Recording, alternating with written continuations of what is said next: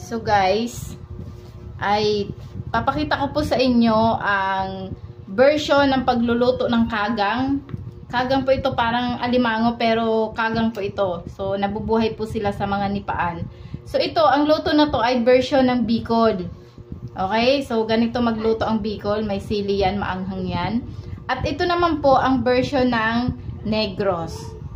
So dalawa yung niluto namin para maipakita po sa inyo ang pagkakaiba ng mga luto ng bawat lalawigan.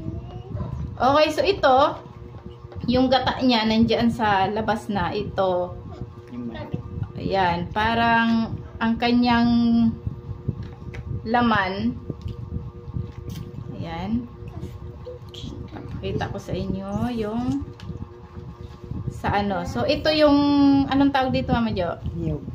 Okay, so ito yung nyog. Yung nyog na ginamit ay hindi siya nyog, Matigas. parang matigas siya na buko.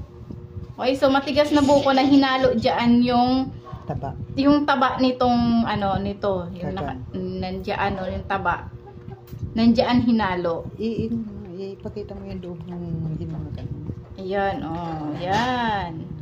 Yan, ganyan, oh. Ito ang version ng Negros. At ito ang version ng Bicol. Okay. So, yun lang. Kain po tayo. Let's